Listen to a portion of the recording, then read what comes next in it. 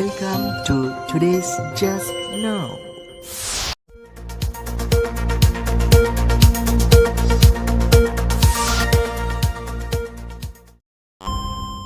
Hello, আসসালামু আলাইকুম।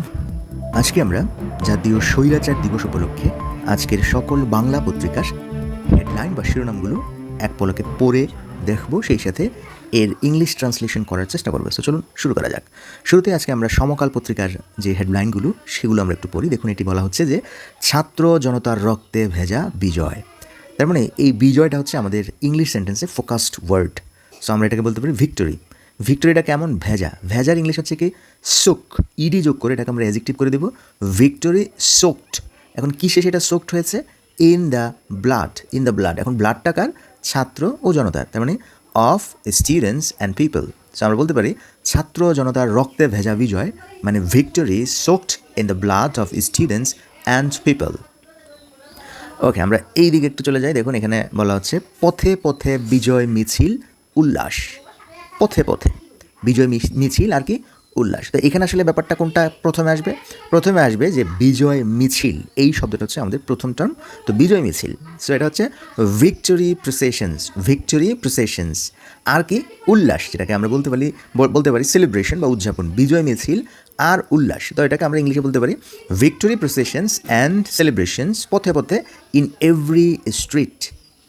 এদিকে চলে আসছি যে 21 দিনের চরম আতঙ্ক উৎকণ্ঠার অবসান। দেখুন, এখানে সর্বশেষ যে শব্দটা সেটা হচ্ছে অবসান। এটা দিয়ে আমাদের শুরু করতে হবে। অবসান মানে হচ্ছে কি? এন্ড বা শেষ। কি সেটা? অফ 21 দিনের 21 days of extreme fear. Fear হচ্ছে কি? আতঙ্ক। ফিয়ার। উৎকণ্ঠা মানে হচ্ছে কি? অ্যাংজাইটি। দেখুন, বাংলায় আতঙ্ক উৎকণ্ঠার মাঝে আমরা কোনো কনজাংশন দেইনি, বাট ইংলিশে আমরা এইভাবে লিখি না। ইংলিশে আমরা একটা কনজাংশন ইউজ করি। আবার হেডলাইন হিসেবে, শিরোনাম হিসেবে বাংলায় এখানে কোনো কনজাংশন ইউজ করা হয় না। তো সেক্ষেত্রে আমরা এখানে একটা কনজাংশন ইংলিশে বসাতে পারি যে ফিয়ার অ্যান্ড অ্যাংজাইটি। সো অবসান, এন্ড কিসের? অফ 21 days অফ এক্সট্রিম চরম ফিয়ার অ্যান্ড অ্যাংজাইটি। ওকে, আমরা এই দিকে একটা হেডলাইন দেখা যাচ্ছে। এদিকে দেখে আপার সামনে একটা হেডলাইন যে কর্তৃত্ববাদী শেখ হাসিনাকে পালাতেই হলো। কর্তৃত্ববাদী শেখ হাসিনাকে পালাতেই হলো, মানে সে পালাতে চায় নাই, বাট পালাতেই হলো। তো কর্তৃত্ববাদী হচ্ছে কি? অথরিটেরিয়ান। কর্তৃত্ববাদী শেখ হাসিনা কী করতে হচ্ছে? পালাতেই হলো। মানে হচ্ছে কি? বাধ্য। Had to flea. ফ্লি হচ্ছে কি? পালানো। So had to flee. Okay, আমরা চলে যাচ্ছি নিচের দিকের এই জায়গার কিছু হেডলাইন আছে এইদিকে, যেমন সারা দেশে ভাঙচুর, আগুন, পিটিয়ে ও গুলিতে নিহত 77। তাহলে দেখুন, এখানে বলছে সারা দেশে, ন্যাশন ওয়াইড। ভাঙচুর মানে হচ্ছে কি? ভ্যান্ডালিজম। আগুন মানে হচ্ছে কি? আর্সন। আর্সন। পিটিয়ে ও গুলিতে নিহত 77। তার মানে বিটিং হয়েছে, আর হচ্ছে গুলিতে নিহত 77। তাহলে আমরা এখানে বলতে পারি 77 কিল্ড। এটাকে আমরা শুরুতে বলতে পারি 77 কিল্ড বাই গান ফায়ার অ্যান্ড বিটিং। এটা হচ্ছে একটা অংশ যে nation wide vandalism and arson. এরপর আমরা বলতে পারি যে 77 কিল্ড বাই গান ফায়ার অ্যান্ড বিটিং। আমরা একটু এই দিকে চলে আসি। এখানে একটা বড় একটা হেডলাইন, সেটি হচ্ছে কি? যে সেনা সমর্থিত সরকারকে সমর্থন দেওয়া হবে না। তো এটা হচ্ছে কি? যে সমর্থন দেওয়া হবে না, তার মানে সেনা সমর্থিত সরকার, এটাকে আমরা যদি বলি the military backed government. The military backed, ed backed, back থেকে বেকড, মানে তাকে কী করা হচ্ছে? যে সমর্থিত করা হচ্ছে। Military backed government will not be supported. সমর্থন দেওয়া হবে নাকি? Will not be supported. আমরা প্রেসিভ করে দিলাম উইল নট বি সাপোর্টেড। সেনা সমর্থিত সরকারকে সমর্থন দেওয়া হবে না। কেন প্রেসিভ করলাম? কারণ এখানে একটি যে কর্তা সে কিন্তু এখানে নেই। So the military backed government will not be supported. Support করা হবে না বা সাপোর্ট দেওয়া হবে না। আমরা যদি এই দিকের সর্বশেষ কর্নারের দিকে হেডলাইনটা দেখি, যেটা আমাদের সেনাবাহিনী প্রধান ওয়াকারুজ্জামানকে নিয়ে বলছে যে অন্তর্বর্তীকালীন সরকারের অধীনে চলবে দেশ। তার মানে দেশ কীভাবে চলবে? তো the country will be run বা উইল রানও বলতে পারি অ্যাক্টিভে, যে চলবে। The country will run under, অধীনে, আন্ডার কিসের? An interim government. অন্তর্বর্তীকালীন হচ্ছে কি? Interim, INTERIM। ইন্টারিম সরকার হচ্ছে government. So the country will run under an interim government. সেই হচ্ছে আমাদের সমকাল পত্রিকার হেডলাইন বা শিরোনামগুলো। চলে আসলাম আমরা বাংলাদেশ প্রতিদিন সংবাদ পত্রিকার হেডলাইন বা শিরোনামে। দেখুন, এটি বলা হচ্ছে যে রক্ত সমুদ্রে স্বৈরাচারের পতন। তার মানে কার পতনটা হয়েছে? স্বৈরাচারের। আমরা এখানে স্বৈরাচারকে আমরা বলতে পারি অটোক্রেসি।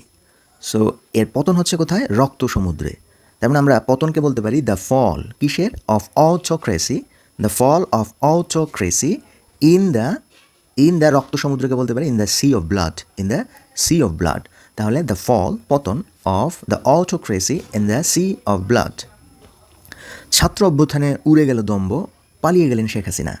তার মানে দম্ভ উড়ে গেল, দ্যাট মিনস অ্যারোগ্যান্স ভ্যানিশড। উড়ে গেল মানে বলতে পারি আমরা কি? ভ্যানিশড হয়ে গেল ইন দ্য স্টুডেন্ট আপরাইজিং। ছাত্র অভ্যুত্থান মানে হচ্ছে কি? Student uprising. পালিয়ে গেলেন শেখ হাসিনা। শেখ হাসিনা ফ্লি থেকে ফ্ল্যাট, যেহেতু পালিয়ে গেলেন শেখ হাসিনা ফ্ল্যাট। চলে আসলাম আমরা পরের পত্রিকা মানব কণ্ঠ। এখানে বলা হচ্ছে যে ছাত্র জনতার নজিরবিহীন বিজয়।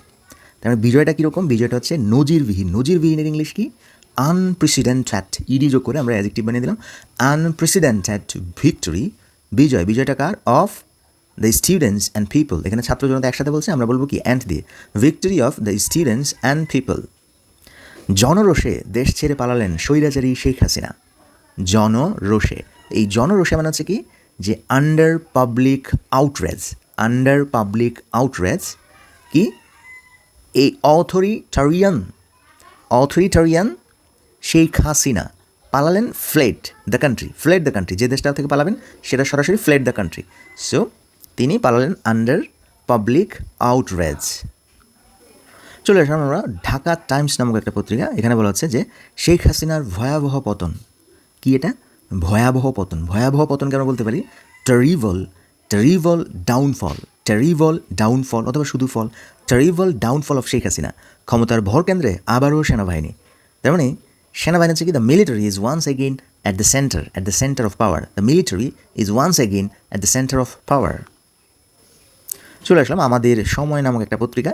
ছাত্র জনতার অভ্যুত্থানে হাসিনার পতন। So fall of Hasina due to the